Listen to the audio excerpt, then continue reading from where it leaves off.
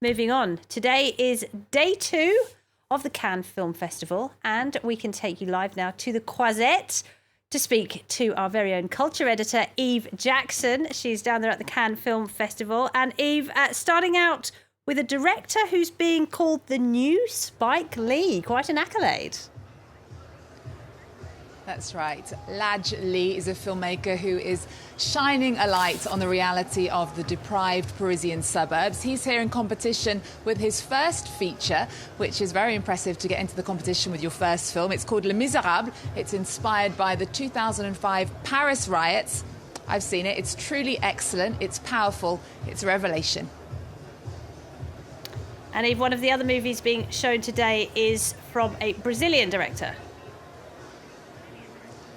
That's right. Director Kleber Mendonça Filho is back in Cannes for the second time with Bacarau, which he co-directed with Juliano Dornelles. I'm looking forward to interviewing them tomorrow. Now, they say this is a protest film about the political situation in Brazil, which is under, of course, extreme right leadership. It's part Western, part slasher, part science fiction movie. Take a look.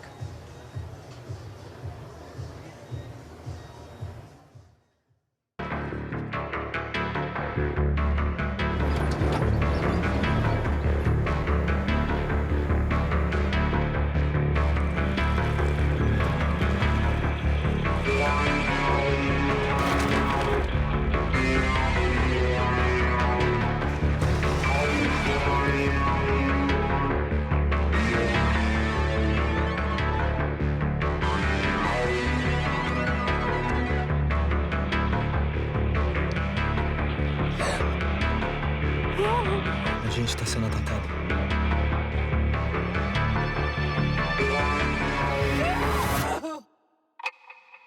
Você quer viver ou morrer? That one looks good. And Eve, we're going to go back to the French film, though, Ladj Ly. You were going to tell us a bit more about that. Yeah, well, this is a really fabulous film, a very strong film about the Parisian suburbs, and it is directed by a man who is being called the new Spike Lee. He also has a surname, which is Lee, Ladj Ly. We can find out a little bit more about him in this portrait. He may have made only one feature film so far. Ladj Ly is already seen as a rising star in French cinema. He grew up in Montfermeil in the eastern suburbs of Paris and began his career as an actor and member of Courtrajmé, a collective he co-created in 1995 with two childhood friends, fellow directors Kim Chapiron and Romain Gavras.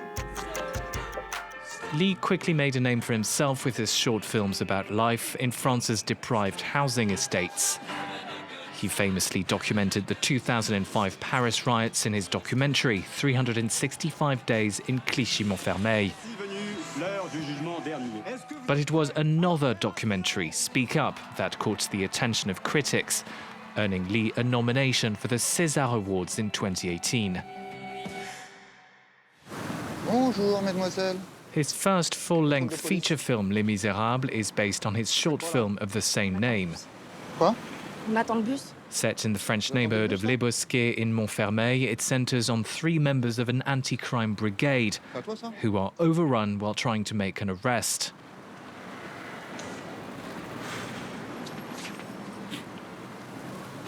Ça sent le shit, ça. Hein? Bon, il est où? Lee never left the suburbs he grew up in. It is here in his hometown that he set up a film school, a joint project with the Courtrajmé collective. Entry is free and anyone can apply. Lee says the idea is to show that anyone can make films, regardless of their origin and social background. It's difficult to get into the film industry, but then with a bit of motivation you can succeed. What we're trying to do is to create new networks. That's what we bring to the table, our own network. We share our contacts with our students, many of whom don't have any acquaintances or relatives in the film industry. From the high-rise suburbs of Paris to the red carpet, Ladj Ly is competing for the Palme d'Or alongside veteran directors Ken Loach and Terrence Malick. The reward for 20 years of work in the service of diversity and inclusion. Nice to see some homegrown talent there. Looks like a powerful film. And Eve, tell us what to expect from your special show from Cannes later tonight.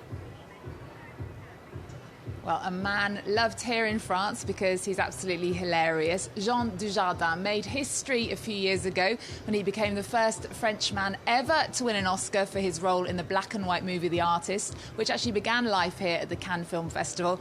Videos of him using the French F-bomb word actually went viral at the time in his acceptance speech at the Oscars. And he's back in Cannes with a black comedy which is called Deerskin. It's opening the director's fortnight sidebar, which is underway as we speak. He told us he was attracted to the film because it's every man's dream to run away. Before I read it, I'd actually met Quentin, who told me a bit about it.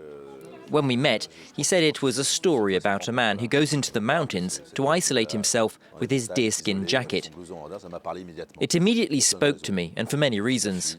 The whole masculine fantasy of fleeing, the desire to forget oneself somewhere else. Là, vous êtes en train de parler de mon blouson. Non, non, non.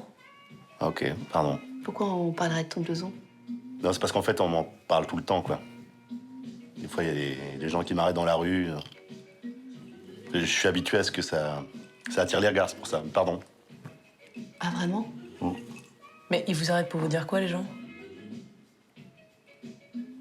Vous voyez bien que c'est pas un vêtement banal.